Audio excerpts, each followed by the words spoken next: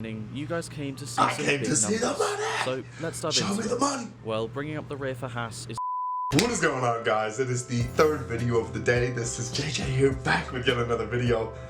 Obviously, this is the one we needed to get to. It's one that has been a question on my mind since we have started these F1 videos. Obviously, professional sports in general are multi-million-dollar industries, actually billion-dollar industries.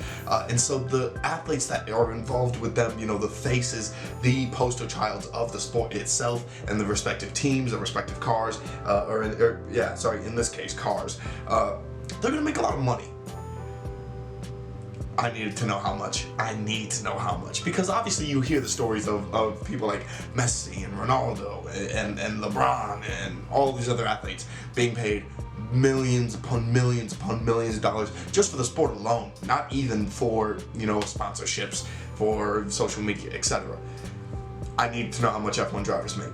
I know they make a ton of money. It's a rich sport in itself. It's the same thing in my eyes of like golf and tennis. Like it's a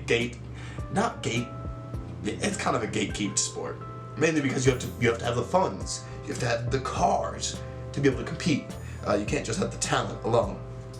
But that's why we're gonna figure out how much money F1 drivers make. So let me know your guys' thoughts on this video. Let me know if there's anything different in this video or if there's anything new or updated information-wise about this video. Let's get into it. As well, guys, you can find the original video down in the description below.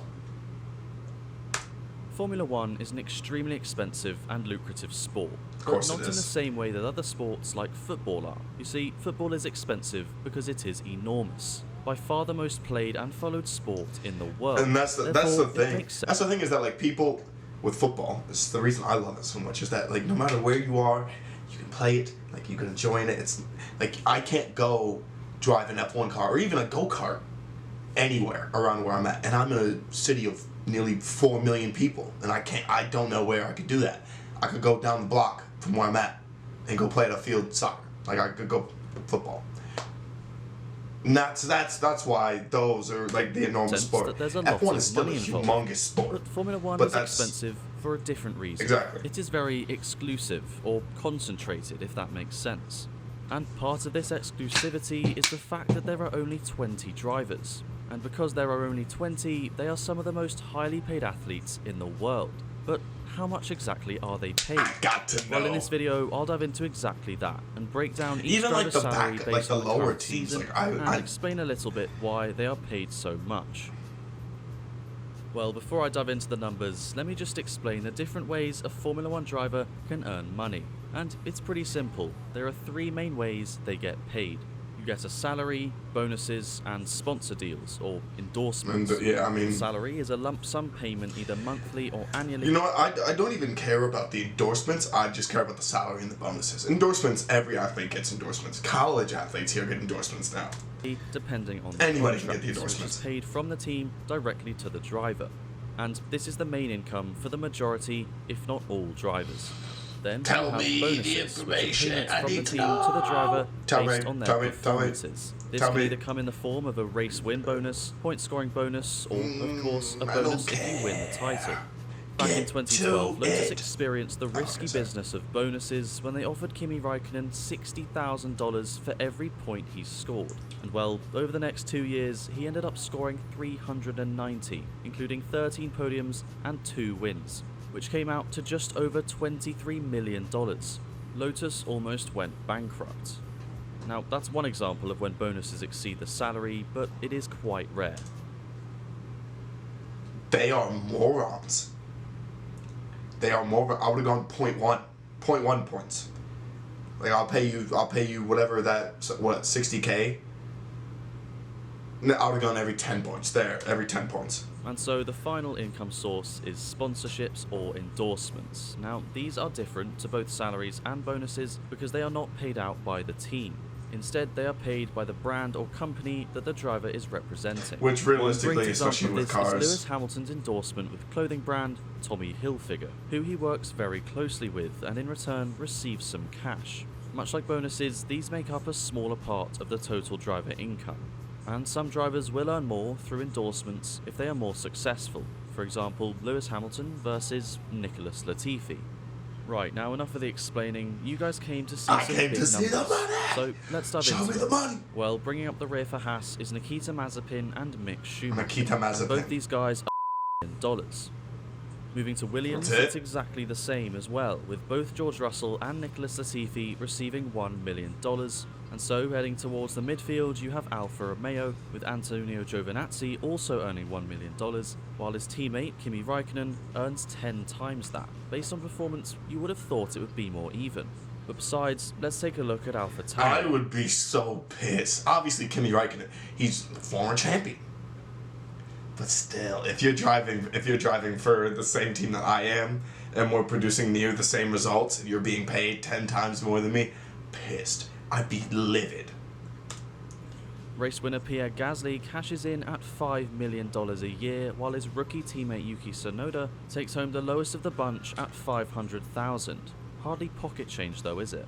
But moving towards Alpine, here are where the big numbers come in. You've got Esteban Ocon taking home the same as Gasly at $5 million, but his teammate Fernando Alonso earns an eye-watering $20 million, which is the third highest in the sport. I guess it does just show experience can be priceless. Or now, pricey. moving to the brand new team, Aston Martin, you've got Sebastian Vettel and Lance Stroll. Now, based on Alpine, you would assume Vettel would be paid more, and you'd be right, with Vettel taking home $15 million compared to Stroll's 10. Interestingly, both It's actually not McLaren a lot, and though, if Ferrari you think actually about spend it. less than Aston Martin in Yeah. total. At Ferrari, Leclerc receives $12 million to Carlos's 10, while at McLaren, despite arguably being the better driver at the moment, Lando only earns $5 million, which is a third of what Ricciardo is paid. These salaries are not as much as I thought they were. Only $5 million a year? They've just paid Patrick Beverly in the NBA $13 million, and he comes off the bench. Like that's crazy. But moving to the top two teams of Red Bull and Mercedes, Obviously, the NBA, it's a I think, is a whole lot other more kettle of fish. Starting with Red prolific Bull, and Sergio a lot Perez more is money paid a than- relatively yeah. humble amount of $8 million, but that's because they pay his teammate Max Verstappen $25 million, which puts him second overall and, funnily enough, makes him the highest paid athlete in the whole of the Netherlands. Really? And so to reigning champions Mercedes, well, it's a similar story to Red Bull, with Valtteri Bottas being paid relatively less at $10 million, while his teammate and reigning world champion Lewis 30. Hamilton takes home a staggering $30 I knew million, it. I knew it. most of any driver in 2021. As he should, If you're realistically. wondering He's who the most most driver has recognizable ever face been too. paid in 1 year, well, Sebastian Vettel earned $50 million in 2016. That's 25 times the amount of Google CEO Sundar Pichai.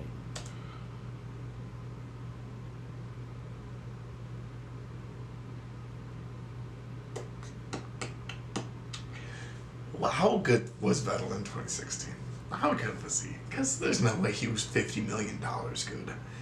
I'm pretty sure So those are the Rosberg numbers. and The average F1 Hamilton driver's won that salary year. is just over $9 million. But why? Why are they paid so much? Especially I think so seeing as low. the average CEO earns a fraction of this I amount. think so low. Well, there are three main I don't reasons. think they are paid enough. Skill, economic value, and risk. Economic But value. let's Dude, start they with got to be skill. more Of economically course, valuable. as we know, there are only 20 Formula One drivers. In other words, these are the best 20 drivers in the world right now. 19 of them at least. And so understandably, Who was there that? are Was very that valuable Mazepin? people to a Formula One team that want a seriously talented driver to help them achieve success in the sport. And so this value that the driver offers can be crucial. Think how important Lewis Hamilton has been to the success of Mercedes over the past 7 years or so. But Invaluable. skill isn't the biggest reason drivers are paid millions and millions every year. The main reason is the driver's economic value. Formula One is all about the drivers. They're the superstars, the celebrities, the personalities, and F1 wouldn't be the same without them. And these international superstar drivers bring in millions of new viewers, which means millions of new Me! buyers. Me! So for the teams, I'm the new economic value that viewers. the drivers offer to the team means these drivers are compensated very nicely. This is arguably the main reason drivers like Hamilton, Verstappen, and Alonso are paid so much. They are international superstars that bring in millions of dollars Pay my for man their Lando respective more. teams. Pay my man But Lando this Norris is just more. part of it. Formula One teams can afford to pay their drivers millions because those teams can bring in hundreds of millions in just 1 year from sponsors. Compare this to a smaller GT racing series and you'll see drivers are paid much less, simply because sponsors pay the teams much less to sponsor them. It's basic economics. Yeah, but this isn't everything. A part of why drivers are paid so much is the risk they face whenever they jump in the cockpit. They can die. Obviously, while Formula One has become massively safer in the past few decades, there is still an undeniable risk. And that Romain Grosjean incident is just one example of this. Therefore, it seems very fair to compensate the drivers for putting their lives at risk at every race, qualifying, practice, and test. But as I mentioned, this is a more subtle reason why drivers are paid more, because there is no economic value you can place on the risk. So there you have it. That is how much money... 30 million though for Lewis Hamilton? 30 million per year. He's literally, I think he's the face of F1, which, I mean, people could argue, obviously, with Max Verstappen being the most recent champion, that he is, but he's not. It's Lewis Hamilton 110%. He's the most recognizable face. He's, how many championships he's won, like, it's, and only 30 mil. I'm hoping he makes more money outside of that, which I'm pretty sure he does, because I've seen some, like, Twitter feeds and stuff like that of him buying places in New York to just go up and sell them, and they go for, like, 30 million. So I know he makes way more than that, or is at least worth way more than that. But only 30 million in a season as the peak of F1 baffles me.